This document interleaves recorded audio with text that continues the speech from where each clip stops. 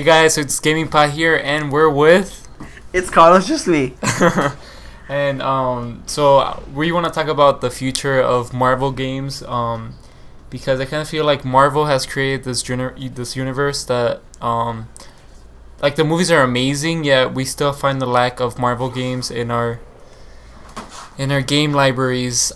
So with the announcements of Sony announcing the Spider-Man game for the PS4, and it's an exclusive for the PS4, we want to talk about the future of Marvel games and what we think is going to happen in the next few years, because I think Disney has come out and said that they want to start finding these AAA developers and start making games. So personally, I feel like Sony using Insomniac to make Spider-Man games is like a perfect use of their talent, because they make perfect weapons. Like they just remade Ratchet and Clank, and that was amazing. So It looked amazing. It did. So I kind of want to see. I can't wait to see what they bring to the table when it comes to Spider-Man. All I have to say was that freaking trailer that we saw for E3 was on point. I did not expect that at all. I didn't even know Insomniac was gonna make that game, or they were making any other games besides Ratchet and Clank.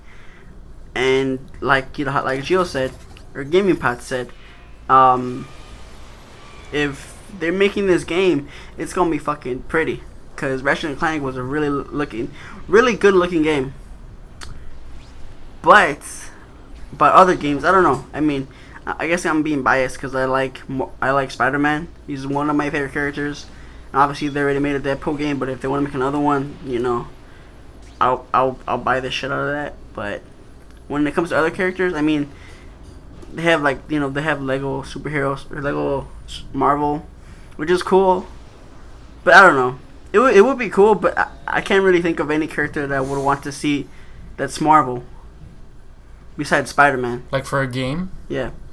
Well, most of the superhero games that we get they're not really AAA, they're just like easy, like mash Mm-hmm. what's it called, mash up or whatever? Yeah. Mash it up or whatever, action games. So I kind of feel like Insomniac is really good with storytelling. So what we just need is like good storytelling and good like mechanic game. And you're talking for Spider-Man, right? Yeah, for Spider-Man.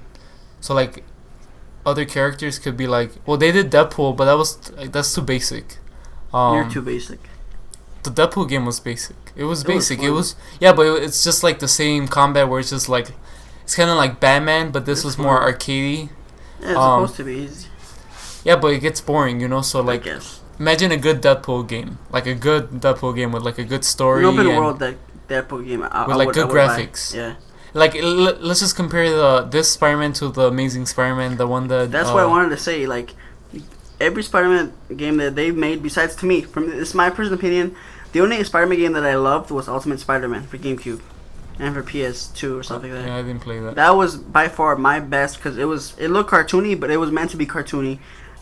It was just so much fun to play as Venom, and it was the most fun I've had. And like you said, when they made Spider-Man games for the movie and for main Spider-Man, it lacked either Peter Parker was like boring as shit playing as him, or just the controls were horrible. Something was off.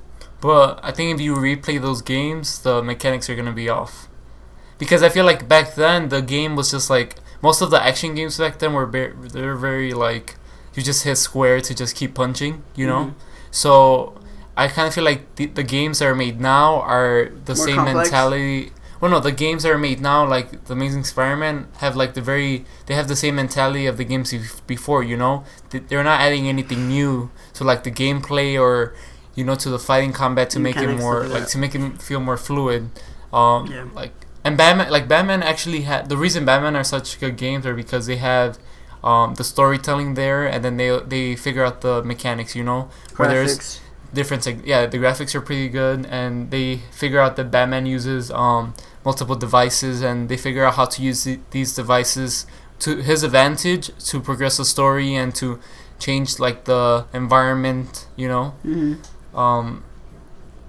So I feel like, well, I think Disney came out and said that they were gonna find new developers for their Marvel games, and I think it's smart.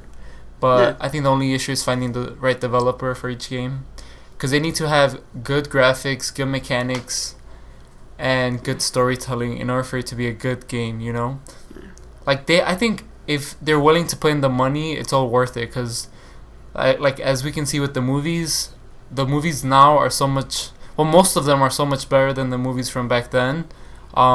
So it's just them willing to put in the money to those developers to actually push out these amazing games that we haven't seen yet. Anything else, Carlos? I just think, like how you said, I just want something balanced.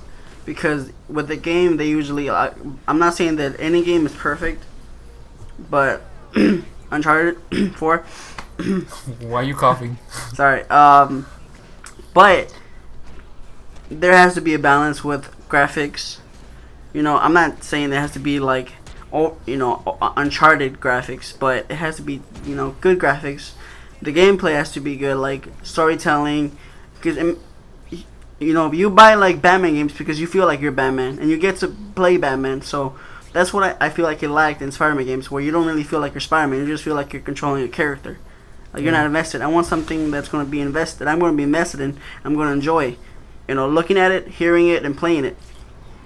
That's what I think. Also, the way you traverse the environments is like a big thing, because like Spider-Man games, like they get boring.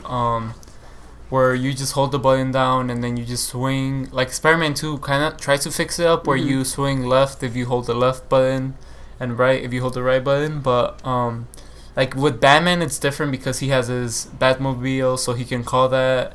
And when even if he's just traversing, he has his grappling hook, and like it pushes him up in the air, and then you could like dive down.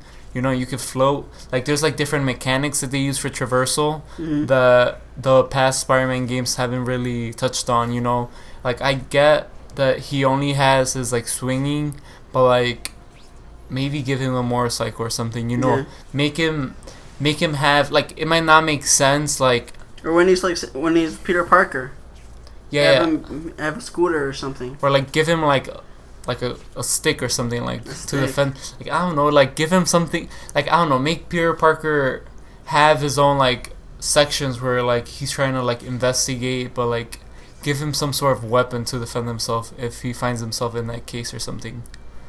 I have no idea, but like there's toys where Spider-Man has a fucking helicopter and a fucking motorcycle, so why wouldn't he have those? That's true. Like at least different mechanics in the game where he can use his spider web for some reason, or he has this virus where he can't really use his powers. But yeah, anything else? Just try to make a good game. That's it. I'm not saying it has to be perfect, but there's a lot of good games out there, so Okay, guys, I think that's it. Remember to like, comment, and subscribe. And the question would be, what Marvel game should Marvel pursue?